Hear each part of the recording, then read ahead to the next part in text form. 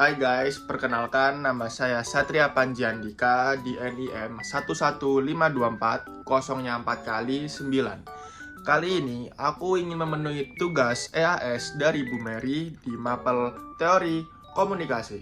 Dan kali ini aku ingin membahas tentang teori queer. Teori queer adalah suatu kata queer yang bisa disebut sebagai hinaan untuk orang yang berpenampilan berbeda dari seksual atau gender. Namun, kata ini diambil alih oleh LGBTQ sebagai komunitasnya untuk mendapatkan identitas dan alat kritik. Inti dari teori queer ini sangat bermacam-macam, mulai dari penetapan laki-laki, perempuan, atau heteroseksual, ataupun homoseksual. Dan teori queer ini memandang identitas gender itu adalah hal yang cair. Maksudnya adalah hal yang bisa berubah-ubah. Kemudian, teori queer juga mengkritik norma sosial yang diarti sebagai hanya mempunyai dua jenis kelamin, yaitu perempuan dan juga laki-laki. Contoh sederhananya adalah laki-laki itu bisa berubah-ubah. Misal laki-laki itu suka sama perempuan dan laki-laki itu suka sama laki-laki juga. Itu kalau di teori queer itu hal yang sah. Dan juga kalau dirinya itu merasa laki-laki, tapi kalau emang dia sukanya sama perempuan, maksudnya kayak dengan style perempuan, itu juga ada hal yang sah di teori queer. Dan aku juga punya contoh nih di kehidupanku tentang teori ini, karena aku juga punya beberapa teman yang menganut teori ini, cuman mungkin dia nggak tahu tentang teori ini. Jadinya ya temanku nih juga suka berpenampilan yang menarik gitu, maksudnya kayak yang berpenampilan yang seperti lawan jenis yang berbeda, tentang kalau misalnya dia perempuan itu berpenampilan laki-laki, terus kalau laki-laki itu juga berpenampilan perempuan. Itu banyak, rata-rata sekarang di era sekarang itu juga banyak yang seperti itu. Kita benernya sebagai orang Indonesia itu kan menganggap orang seperti itu kan kayak, wah ini kok gini banget sih. Cuman kalau dari jati dirinya itu pasti, kalau dari teori ini dia itu berprasangka dan berasumsi bahwasanya, kenapa sih ini style gua, ngapain kalian kok ngurusin style gua ya kayak gini, lu mau apa gitu kan. Nah, prinsip-prinsip kayak gitu itu adalah suatu contoh di teori queer. Dari kehidupanku sehari-hari yang bertemu dengan orang-orang, ya aku bisa menilai tentang teori ini tuh adanya tuh nyata di kehidupanku yang sekarang ini gitu. Dan juga sekarang tuh banyak tentang drama-drama atau kasus-kasus tentang gay, lesbi, atau teman-teman kita yang seperti itu. Kayak gimana ya, kalau dari kita sebagai orang yang tidak memahami atau tidak mengikuti teori queer itu pasti memikir bahwasannya, anjir kayak nggak ada cewek lain, anjir kayak nggak ada cowok aja, ngapain sih pacaran sama cewek, ngapain sih pacaran sama cowok. Tapinya nih, di teori queer itu malah menganggap, ya emang kenapa kok kayak semisal bersifat kayak gini itu kok ada ketetapan khusus ya, ada ketetapan kayak kalau laki-laki itu harus pacaran sama perempuan, dan begitu sebaliknya.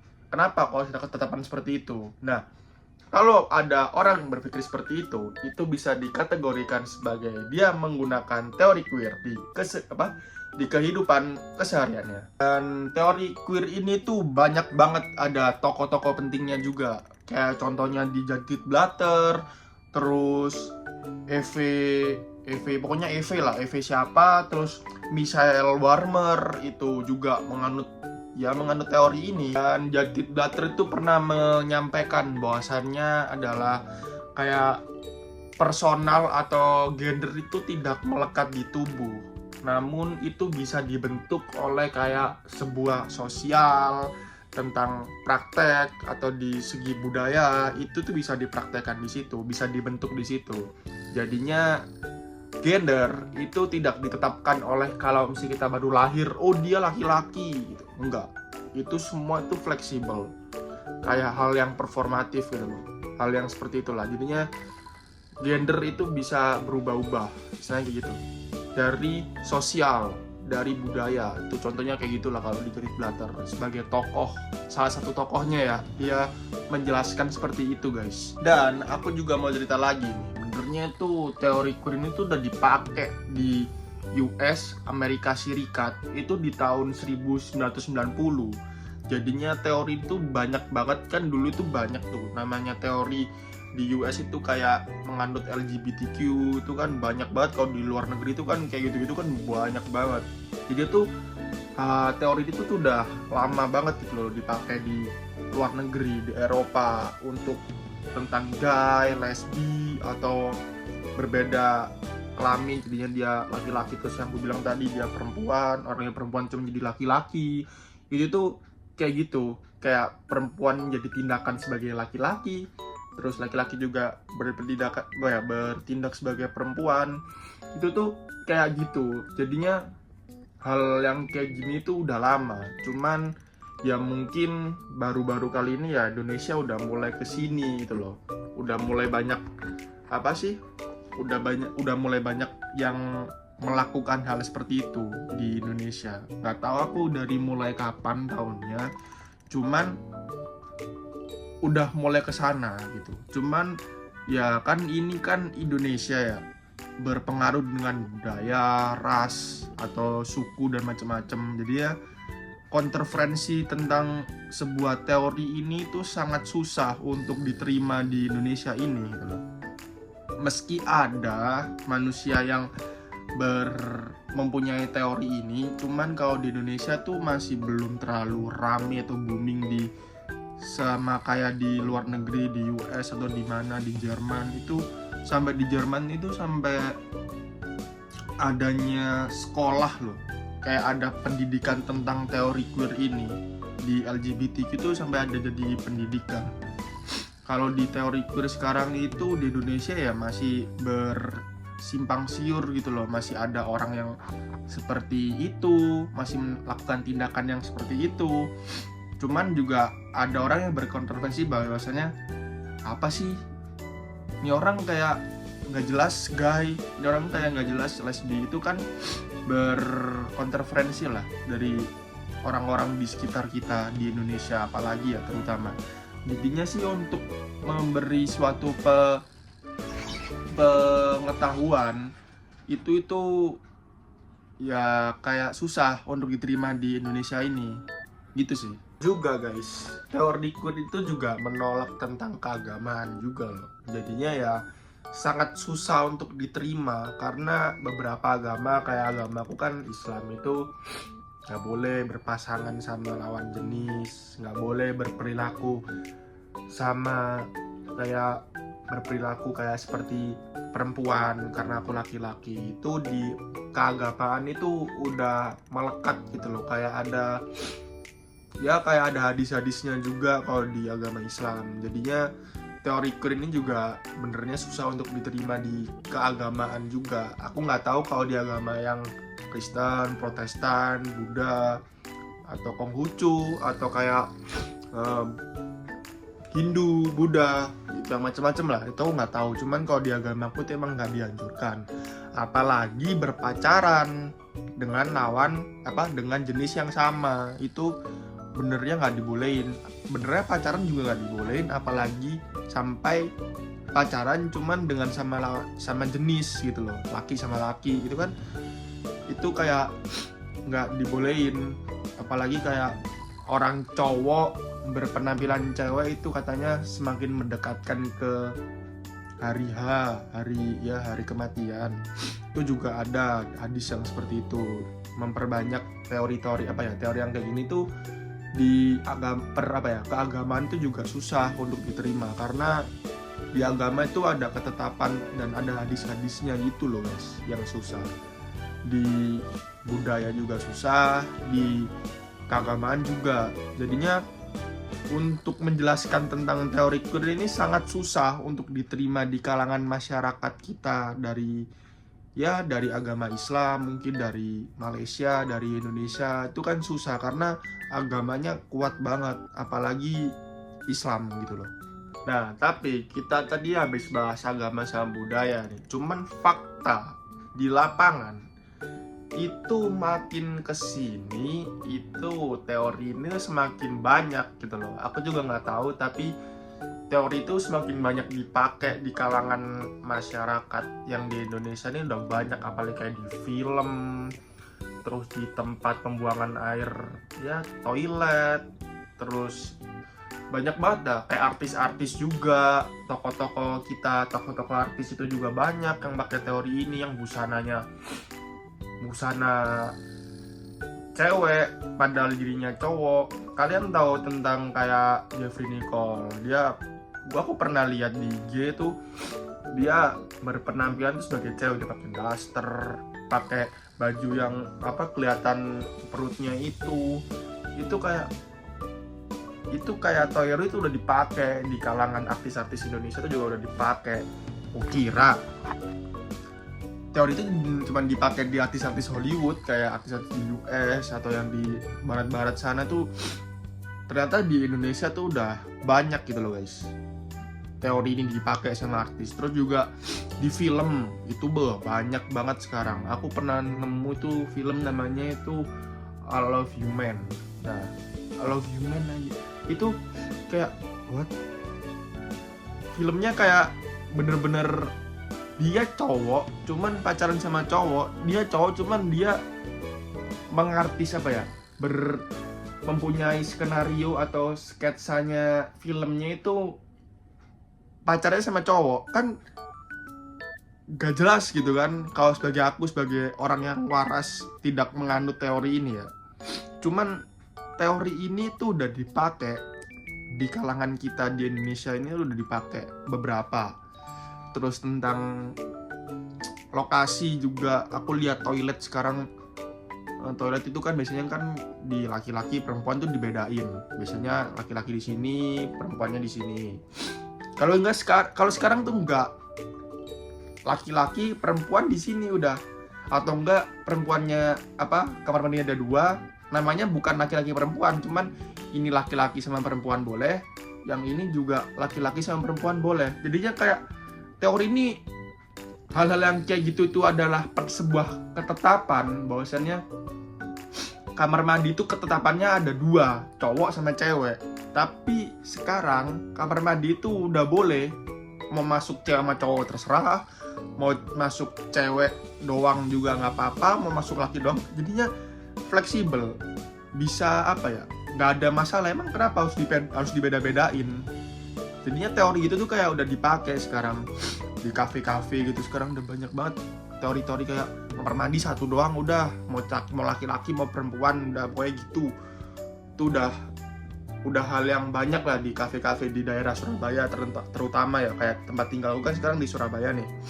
Jadinya ya banyak gitu loh. Aku di coffee shop itu banyak banget sekarang ada kamar mandi yang menganut sebuah teori queer terutama ya. Itu guys. Terus tentang kendaraan, tentang warna kan juga berpengaruh kan dari teori. Kayak ada ketetapan biasanya kalau warna itu ungu itu perempuan, kalau hitam itu laki-laki, kalau pink itu udah pasti perempuan tuh, cewek banget cewek. Terus kalau biru toska itu perempuan. Itu sekarang banyak warna-warna yang kayak gitu tuh dipakai sebagai kendaraan. Sebagai perempuan tuh ya bebas, perempuan mau pakai warna hitam itu ya bebas karena dia suka hitam.